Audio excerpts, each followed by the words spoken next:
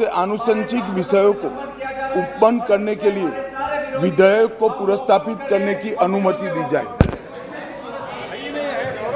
प्रश्न है कि विधेयक को पुरस्तावित करने की अनुमति प्रदान की जाए। जो सदस्य इसके पक्ष में हाँ कहें, जो सदस्य विरोध ना कहें। मेरे विचार में निर्णय हाँ वालों के पक्ष में, हाँ वालों के पक्ष में। माननीय मंत्री जी विधेयक, माननीय मंत्री जी कुछ कहना चाहते हैं इस पे? हाँ, सभापति महोदय, माननीय अध्यक्ष जी, सबसे पहले तो आज 18 साल की उम्र में देश के लिए बलिदान देने वाले महान क्रांतिकारी खुदीराम बोस की पुण्यतिथि है। मैं पूरे सदन के सामने शीश झुकाकर उनको नमन करना चाहता हूं और उनकी स्मृति से प्रेरित होकर युगों युगों के लिए जो युवा देश के लिए काम करेंगे, वो सब के लिए महान क्रांतिकारी खुदीराम बोस जी का जीवन प्रेरणा के स्रोत हमेशा के लिए रहेगा, इसका मुझे विश्वास है। माननीय अध्यक्ष जी, आज का ऐतिहासिक दिवस है। आज के ही दिन दादरा नगर हवेली का भारतीय संघ में विलय हुआ था और भारतीय संघ एक प्रकार से संपूर्ण राष्ट्र बना था।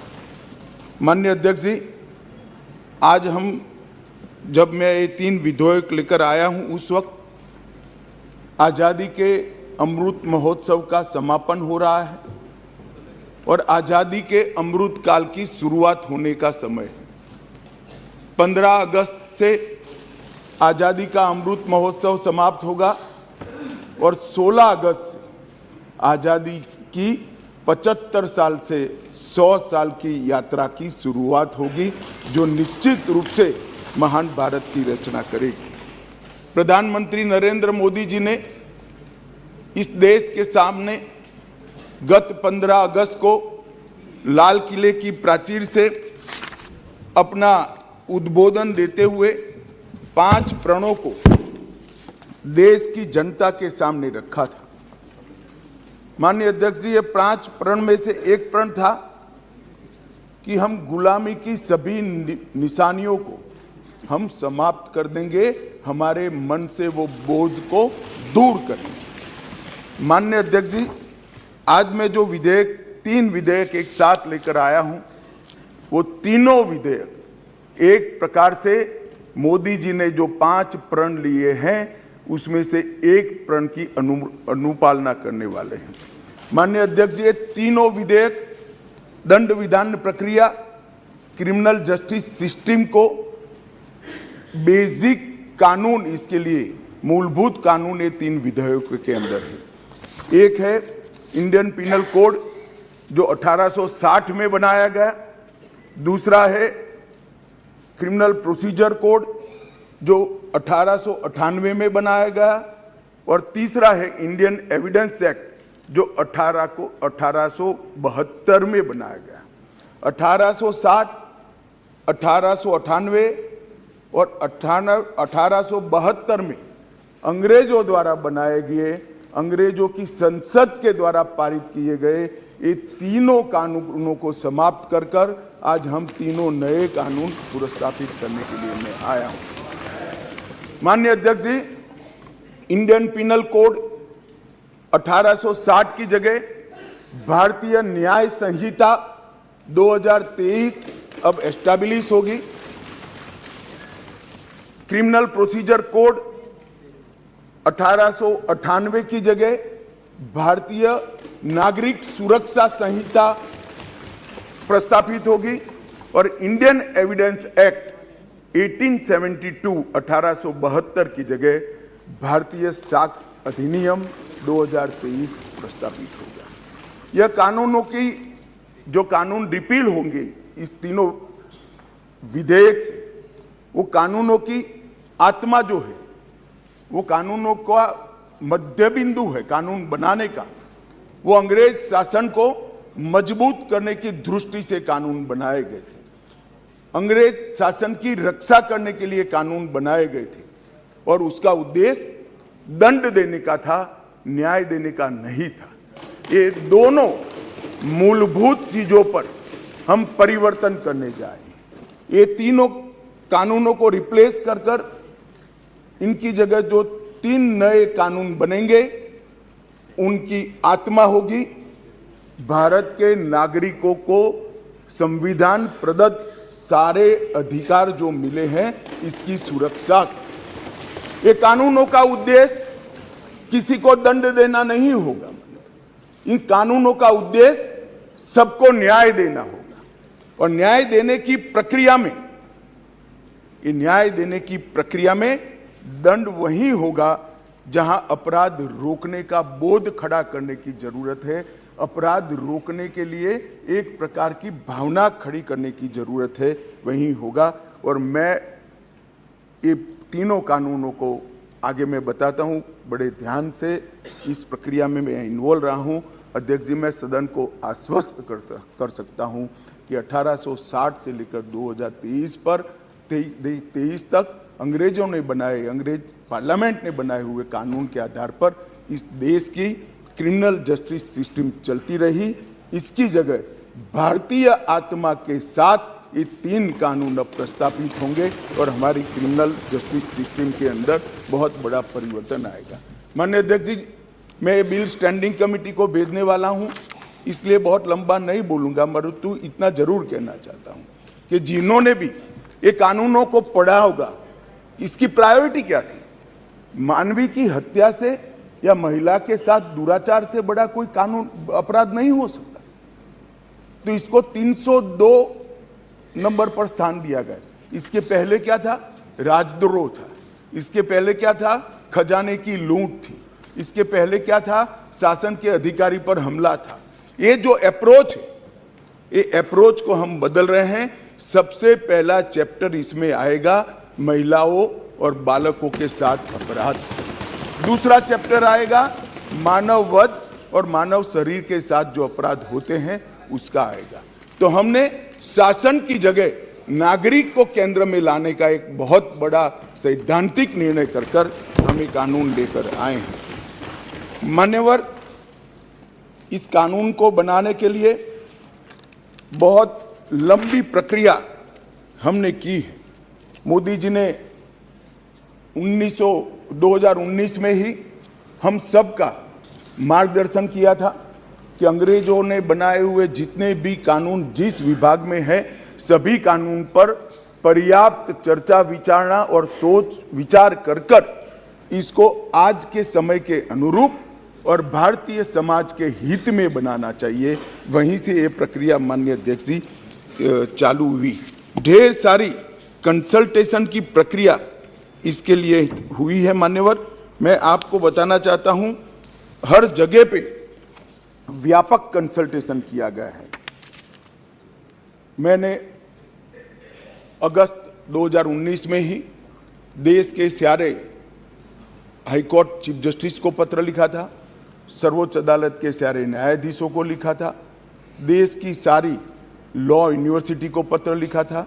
2020 में थोड़ी बेस बनने के बाद सारे सांसदों को लिखा, सारे मुख्यमंत्रियों को लिखा, सारे राज्यपालों को लिखा, संघ शासित प्रदेश के प्रशासकों को लिखा और ढेर सारे कंसल्टेशन के बाद ये प्रक्रिया आज कानून बनने में सफल हुई है। माननीय अध्यक्ष जी, इसका मुझे बहुत बड़ा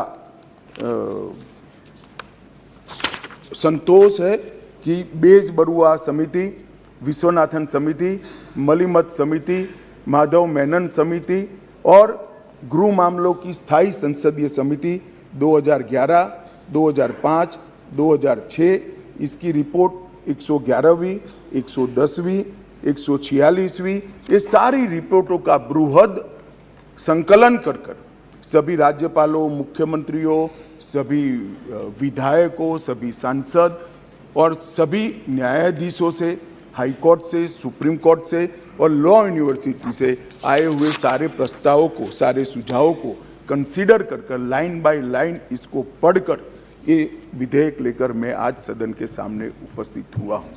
माननीय अध्यक्ष जी, 18 राज्यों, 6 संघ शासित प्रदेश, भारत की सुप्रीम कोर्ट, 16 हाई कोर्ट, 5 न्यायिक एकेडमी, 22 विधि विश्वविद्यालय, 142 सांसद और लगभग 270 विधायकों ने इसमें सुझाव दिए हैं। जनता के भी बहुत सारे सुझाव आए हैं जिसको कंसिडर किया गया। माननीय अध्यक्ष जी, 4 साल तक इस पर गहन विचार विमर्श हुआ है। मैं जिसमें उपस्थित हूं, ऐसी 158 बैठकें हमने रिकॉर्ड पर करी है। माननीय अध्यक्ष जी, बाय लाइन इसको हमने पढ़ा है। मान्यवर, भारतीय नागरिक सुरक्षा संहिता जो सीआरपीसी को रिप्लेस करेगी, इसमें अब 533 धाराएं बचेगी, 160 धाराओं को बदल दिया गया है, 9 धाराएं नई जोड़ी गई है और 9 धाराओं को निरस्त किया गया है। भारतीय न्याय संहिता जो आईपीसी को रिप्लेस करेगी, इसमें अब पहले 511 धाराएं थी, इसकी जगह 356 धाराएं होगी। 175 धाराओं में बदलाव हुआ है, 8 नई धाराएं जोड़ी गई है और 22 धाराएं निरस्त कर दी गई है। भारतीय साक्ष्य अधिनियम जो एविडेंस एक्ट को रिप्लेस करेगा, इसमें 170 धाराएं होगी, पहले 167 थी। 23 धाराओं में बदलाव किया है, 1 धारा नई जोड़ी गई है और 5 धाराएं निरस्त की है। मान्यवर, मैं सदन को बताना चाहता हूं, ये तीनों कानूनों में गुलामियों की निशानी से भरे हुए कानून। सबसे पहले तो इसको ब्रिटेन की पार्लियामेंट ने पारित किया था, हमने अडॉप्ट किया था, यहीं से शुरुआत होती। परंतु इसके अलावा आज भी जो कानून आज इससे निरस्त होंगे, जब सदन पारित करेगा, तब वो कानूनों के अंदर कुछ शब्द थे मैं जरूर कहना चाहता हूं, जिससे हमें मालूम पड़ेगा कि 75 साल तक हम किस कानूनों के आधार पर क्रिमिनल जस्टिस सिस्टम को चलाए हैं। पार्लियामेंट ऑफ यूनाइटेड किंगडम का जिक्र है, प्रोविंशियल एक्ट का जिक्र है, notification by the crown representative का जिक्र है, लंदन गैजेट का जिक्र है, ज्यूरी और बैरिस्टर का जिक्र है जो हमारे यहाँ कब के चले गए, लाहौर गवर्नमेंट का जिक्र है, कॉमनवेल्थ के प्रस्ताव का जिक्र है, United kingdom of great Britain and Ireland parliament का जिक्र है, हर मेजेस्टी और बाय द प्रीवी काउंसिल, ऐसे हर जगह रेफरेंस दिए हुए हैं। Copies and extracts content in the London gadget, इसके आधार पर एक कानून को बनाया गया है। Possession of the British crown, इसका भी जिक्र आज भी है। Court of justice in England, इसका भी जिक्र 33 से ज़्यादा जगहों पे है। हर मैजेस्टी डोमिनियंस का इस अधिनियम के अंदर ढेर सारे जिक्र है। टोटल 475 जगह ये गुलामी की निशानियों को समाप्त कर आज हमने एक नया कानून मान्यवर लेकर आए। माननीय अध्यक्ष जी, इस कानून से हमने नए युग को जोड़ने का भी प्रयास किया है। हमारी क्रिमिनल जस्टिस सिस्टम में बहुत समय लगता है। कानून में कोई कानून की अदालत में जाए तो न्याय इतनी देर से मिलता है कि न्याय का कोई मतलब ही नहीं। लोगों की श्रद्धा उठ गई है, कोर्ट में जाने से डर है। मैं गुजरात का कानून मंत्री भी रहा हूं, विधि मंत्री भी रहा हूं। कई लोगों ने मुझे कहा था कि साहब पनिशमेंट की कोई जरूरत ही नहीं। मैंने बोला क्यों? कि कोर्ट में जाना इटसेल्फ पनिशमेंट है।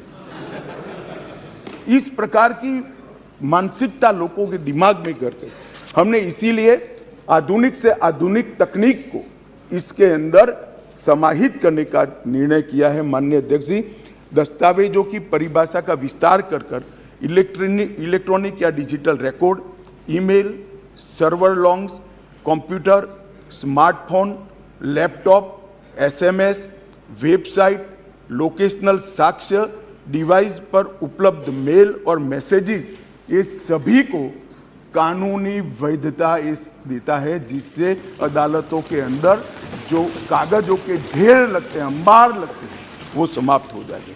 एफआईआर से केस डायरी और केस डायरी से चार्जशीट और चार्जशीट से जजमेंट तक की सारी प्रक्रिया को डिजिटलाइज करने का प्रावधान इस कानून के अंदर मैं लेकर आया हूं। अदालत की सभी कार्यवाही को टेक्नोलॉजी के माध्यम से करने के लिए हम करते हैं। अभी आरोपी की पेशी ही सिर्फ वीडियो कॉन्फ्रेंस से हो सकती है, अब संपूर्ण ट्रायल क्रॉस सहित की वो वीडियो कॉन्फ्रेंस से होगी। शिकायतकर्ता और गवाहों का परीक्षण भी होगा, जांच पड़ताल और मुकदमे में साक्ष्यों का रिकॉर्डिंग जो करना है वो भी होगा, और उच्च न्यायालय के मुकदमे और सभी अपीलीय कार्यवाही भी डिजिटली संभव होगी। माननीय अध्यक्ष जी, ये करने से पहले इसमें कोई न्याय के बारे में कोई गोता ही न हो जाए, इसलिए हमने नेशनल फॉरेंसिक साइंस यूनिवर्सिटी और देश भर के सारे विद्वानों को, इस विषय के विद्वानों के साथ बैठकर इसकी चर्चा कर टेक्नोलॉजी के एक्सपर्ट के साथ बैठकर उसको बनाया गया है। सर्च और जब्ती के वक्त मान्यवर हमने कई सारे ऐसे प्रावधान किए हैं जिससे निर्दोष नागरिक को फंसाया न जा सके। सर्च और जब्ती के वक्त ढेर सारी ऐसी फरियादें, मेरे यहाँ रख दिया गया, मेरे यहाँ था नहीं, पुलिस लेकर आई रख दिया। अब हमने सर्च और जब्ती में वीडियोग्राफी को कंपलसरी करा है, जो अब वीडियोग्राफी केस का हिस्सा होगी। पुलिस द्वारा ऐसी रिकॉर्डिंग के बिना कोई भी चालान, चार्जशीट रखा जाएगा वो वैध नहीं होगा। हमारा दोष सिद्धि का प्रमाण बहुत कम है। आज़ादी के 75 साल के बाद भी हम दोष सिद्ध नहीं कर पाते हैं मान्यवर, इसीलिए फॉरेंसिक साइंस को हमने बहुत बढ़ावा देने का काम किया है। देश के प्रधानमंत्री जी ने एक ऐतिहासिक निर्णय लिया है नेशनल फॉरेंसिक साइंस यूनिवर्सिटी बनाने का। मैं इस सदन के माध्यम से पूरे देश को आश्वस्त करना चाहता हूं कि 3 साल के बाद हर साल 33,000 फॉरेंसिक साइंस के एक्सपर्ट और साइंटिस्ट इस देश को मिलने लगे। ये इसलिए किया गया कि ये कानून हम लेकर आने वाले थे मान्यवर। ये कानून में हमने लक्ष्य रखा है कि दोष सिद्धि के प्रमाण को, कन्विक्शन रेशियो को 90% से ऊपर लेकर जाना है, ये हमारा लक्ष्य है। इसलिए हमने एक महत्वपूर्ण प्रावधान किया है कि 7 वर्ष या उससे ऊपर की सजा जिस धाराओं में है वो सभी क्राइम सीन पर फॉरेंसिक टीम की विजिट को हम कंपलसरी कर रहे हैं। और मान्यवर, इसके माध्यम से एक वैज्ञानिक साक्ष्य, एक साइंटिफिक एविडेंस पुलिस के पास होगा, जिसमें कोर्ट में दोषियों को बरी होने की संभावना बहुत कम हो जाएगी। माननीय, ये दोनों चीजें हैं। इसमें एक ऐसा सवाल कुछ एक्सपर्ट्स ने बताया था कि इसके लिए शायद देश अभी तैयार नहीं है। ये कानून में हमने ये भी प्रोविजन रखा है कि इलेक्ट्रॉनिक तरीके से केस चलाने के लिए कोर्ट, जिला, राज्य, ये सभी प्रकार के नोटिफिकेशन निकलने के बाद ही वो अप्लाई होगा। मानो एक कोर्ट किसी राज्य ने तैयार कर दी तो वो कोर्ट नोटिफाइड कर सकते हैं, एक जिला जब हो जाएगा तो वो जिला नोटिफाइड कर सकते हैं, एक क्षेत्र हो जाएगा तो वो क्षेत्र, अंततोगत्वा 27 के पहले पूरे देश की सभी कोर्टों को हम कंप्यूटराइज करके इसके लिए करेंगे। इसी प्रकार से मोबाइल फोरेंसिक वाहन का भी हमने एडवांस में अनुभव कर लिया है मान्यवर। आज मैं आपको बता सकता हूं कि दिल्ली के अंदर 7 साल से ऊपर की किसी भी गुना होता है, सजा का जिसमें प्रावधान हो, ऐसा कोई भी गुना होता है तो FSL की टीम इसको विजिट करती है। ये सफल प्रयोग हमने दिल्ली के अंदर कर दिया है। बेंगलुरु में अब सरकार बदल गई, भगवान जाने क्या होगा, मगर हमारी सरकार थी तब बेंगलुरु में भी इस प्रयोग की शुरुआत की थी। इसके लिए हमने मोबाइल FSL के कंसेप्ट को लॉन्च किया है और सफल कंसेप्ट है मान्यवर। हर जिले में 3 मोबाइल FSL घूमती रहेगी और गुना के जगह पे जाएगी। नागरिकों की सुविधा सुनिश्चित करने के लिए 0 FIR को पहली बार आजादी के 75 साल के बाद हम स्थान दिए। गुना कहीं पर भी हुआ, किसी भी थाने का हो, आप हिमालय की चोटी से भी उसको रजिस्टर कर सकते हैं और कन्याकुमारी के सागर के किनारे भी गुना रजिस्टर होने के बाद 15 दिन में कंसर्न थाने को भेजना होगा। FIR का प्रावधान हम पहली बार जोड़ रहे हैं। हर जिले में और हर थाने में एक ऐसा पुलिस अधिकारी नामित किया जाएगा जिसके परिवारजनों में गिरफ्तारी हुई है, इसको अधिकृत सर्टिफिकेट देना पड़ेगा कि आपके परिजन हमारी कस्टडी में है और इसके लिए अब हम रिस्पॉन्सिबल। कई बार पकड़कर पुलिस 4-4 दिन तक कोई जवाब नहीं देती है मान्यवर, और वहाँ पर उनको कोर्ट में जाना है, और इसकी जगह अब वो ऑनलाइन भी सूचना देनी पड़ेगी और व्यक्तिगत सूचना भी देनी पड़ेगी। यौन हिंसा के मामले में पीड़िता का बयान कंपलसरी कर दिया गया है और यौन उत्पीड़न के मामले में बयान का वीडियो रिकॉर्डिंग भी अब कंपलसरी कर दिया गया। मान्यवर, पुलिस को 90 दिन में जिसने फरियाद की है इसका स्टेटस देना हमने कंपलसरी कर दिया है। 90 दिन में उसका स्टेटस देना पड़ेगा और हर 15 दिन में फरियादी को अपना स्टेटस भेजना पड़ेगा। 7 वर्ष या उससे अधिक के कारावास का केस अगर विड्रॉ करना है तो पीड़ित को सुने बगैर कोई भी सरकार इसको विड्रॉ नहीं कर पाएगी। ये भी इससे नागरिकों के अधिकारों की रक्षा होगी और इसके अंदर पहली बार हम कम्युनिटी सर्विस को सजा के बारे में भी इंट्रोड्यूस कर रहे हैं मान्यवर। ये प्रैक्टिस में कई जगह पे है, परंतु इसका इंट्रोडक्शन एक्ट से, कानून से अब होगा। मान्यवर, सालों तक केस चलते नहीं है, इसके लिए भी हमने बहुत सारे प्रावधान करे हैं। छोटे मोटे मामलों में समरी ट्रायल का दायरा बढ़ा दिया है। समरी ट्रायल को 20,000 तक की गुनाहों में ले लिया गया है और 3 साल तक की जिसमें सजा है वो सारे समरी ट्रायल से हो जाएंगे। इस एक ही प्रावधान से 40% केस होकर सेशन कोर्ट से बाहर होकर नीचे ही समरी ट्रायल से समाप्त हो गए। मान्यवर, आरोप पत्र दायर करने के लिए पुलिस अधिकारी आगे की जांच चालू है, आगे की जांच चालू है, आगे की जांच 6-6 साल अब नहीं कर पाएंगे। हमने तय कर दिया है कि 90 दिन में आरोप पत्र दायर करना ही पड़ेगा और कोर्ट भी उनको और 90 दिन की परिस्थिति देखकर परमिशन दे सकती है। 180 दिन में आपको जांच समाप्त कर ट्रायल के लिए भेज देना पड़ेगा। इससे बहुत बड़ा फर्क होगा। वारंट के मामले में भी हमने काफी सारे बदलाव किए हैं। आरोपी व्यक्ति को आरोप तय करने की नोटिस 60 ही दिन में देने के लिए अब कोर्टें बाध्य हो जाएगी। कोर्ट ने चार्ज फ्रेमिंग 60 दिन से ज्यादा लंबा नहीं कर सकती। बहस पूरी होने के बाद 30 दिन में मान्यवर न्यायाधीश ने अपना फैसला देना पड़ेगा। अब 3-3 साल तक फैसला पेंडिंग नहीं रख सकते। कई सारे जज ऐसे थे पूरी सुनवाई कर देते थे और फिर बाद में ट्रांसफर हो जाती थी या रिटायर्ड कर जाते थे और ट्रायल फिर से चलती। अब ऐसा नहीं होगा। 30 दिन के अंदर ही फैसला देना पड़ेगा। इसको भी हमने, और फैसले को 7 दिन के अंदर ऑनलाइन उपलब्ध कराना पड़ेगा जिससे इस पर अपील की कार्यवाही मान्यवर हो जाए। सिविल सर्वेंट के विरुद्ध कोई फरियाद होती थी, पुलिस ऑफिसरों के विरुद्ध कोई फरियाद होती थी, तो एक प्रावधान है जिससे उनको सुरक्षा मिली हुई है। सरकार की परमिशन के बगैर इनका संज्ञान या तो चार्जशीट या ट्रायल शुरू नहीं हो सकती। मान्यवर, सालों तक कोई परमिशन आती ही नहीं थी और उसके कारण सिविल सर्वेंट के साथ साथ बाकी लोग भी डिले ट्रायल को एंजॉय करते थे। हमने तय कर दिया है कि 120 दिन में सरकार हाँ या ना कह दे, वरना डीम्ड परमिशन माना जाएगा और ट्रायल को फेस करेगा। मान्यवर, एक बहुत बड़ा दिक्कत मैंने देखा है कि एसपी के नाते किसी ने एक केस जांच किया है तो डीजीपी या तो रिटायर्ड होने के बाद वो केस चलने पर आता है और उनको गवाही देने जाना है।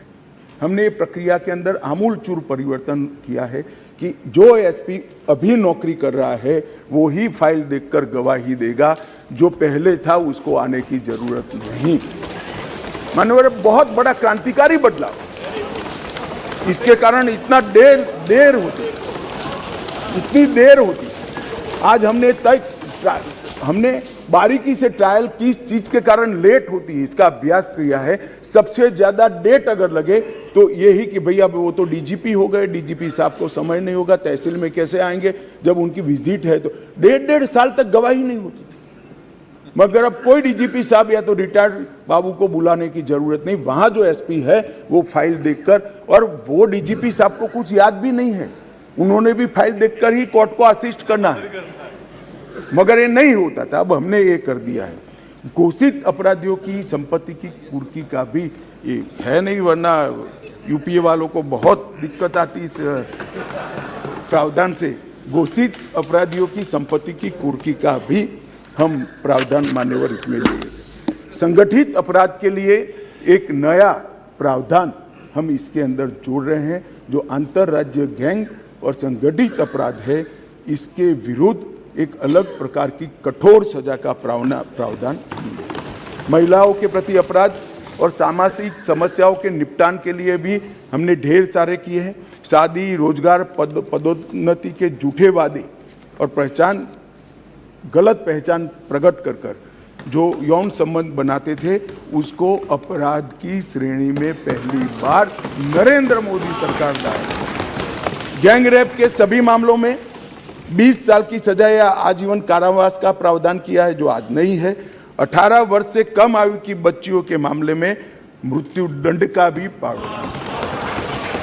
मान्यवर, मॉब लिंचिंग का बड़ा शोर मचा है, हमने उसको केयरफुली करा है। मॉब लिंचिंग के लिए भी 7 साल आजीवन कारावास और मृत्युदंड तीनों का प्रोविजन कर हम प्रावधान मान्यवर लाए। स्नेचिंग के लिए चाहे मोबाइल का हो चाहे महिलाओं की चेन का हो, कोई प्रावधान नहीं था। बहुत सारे लोग छूट जाते थे क्योंकि वो चोरी भी नहीं होती थी, स्नेचिंग का प्रावधान भी नहीं था। अब स्नेचिंग का भी प्रावधान ले मान्यवर। एक 324 इसमें गंभीर चोट के कारण निष्क्रियता की स्थिति हो जाती थी, मानो कोई अपाहिज हो गया, ब्रेन डेड हो गया, मृत्यु नहीं हुई, पूरा पैर कट गया, हाथ कट गया, तो भी 7 साल की सजा थी। और किसी को थोड़ा लगा, रिपेयर होकर 1 सप्ताह में अस्पताल से बाहर आ गया, तो भी 7 साल। हमने दोनों को अलग कर दिया। हमेशा के लिए अपंगता अगर आती है या ब्रेन डेड होता है तो इसकी सजा को 10 साल या तो आजीवन कारावास में बदलना पड़ेगा। बच्चों द्वारा अपराध करने वाले व्यक्ति के लिए, बच्चों के साथ अपराध करने वाले व्यक्ति के लिए सजा को बढ़ाया गया है, 7 से 10 साल किया गया है। पहले जुर्माना काफी कम था, अनेक प्रोविजन में जुर्माने को बढ़ाने का भी काम किया है। मान्यवर,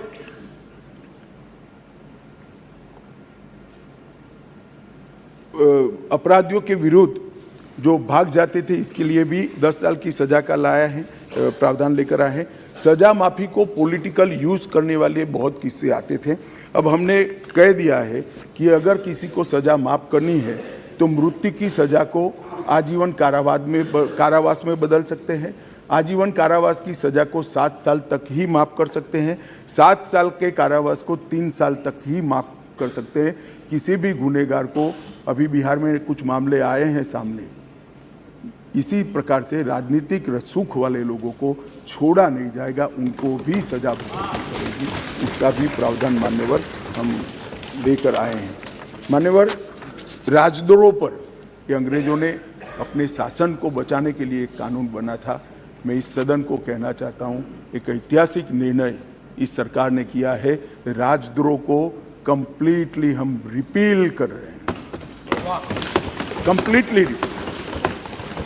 यहां लोकतंत्र है, सबको बोलने का अधिकार है। राजद्रोह को हम कंप्लीटली रिपील कर रहे हैं मान्यवर।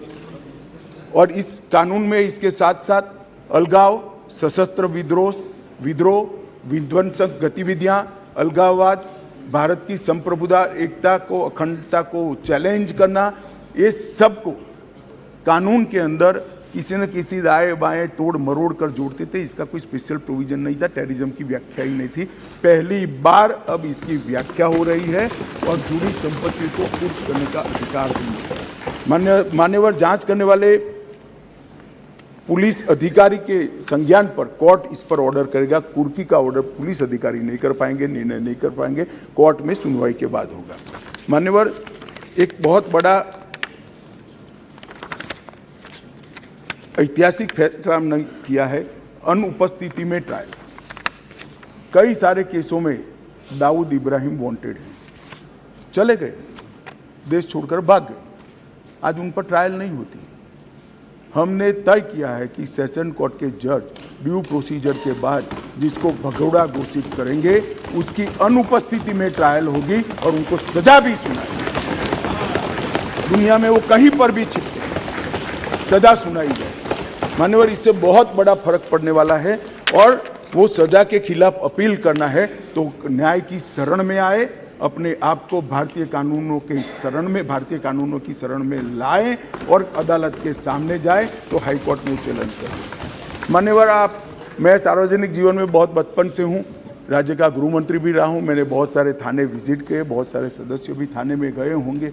आप देखे होगा टूटी फूटी साइकिल, टूटी फूटी गाड़ी, टूटी फूटी ऑटो सालों तक पड़ी, सबने देखा। वो इसलिए पड़ा है कि कानून में प्रोविजन है कि केस के निपटारे तक इसको संभाल कर रखना। हमने प्रोविजन कर दिया है इसकी वीडियोग्राफी करना, वीडियोग्राफी की सर्टिफाइड कॉपी कोर्ट में जमा कराना और फिर इसका निपटारा आप कर सकते हो। इससे कम से कम पुलिस स्टेशन की स्वच्छता बढ़ाना।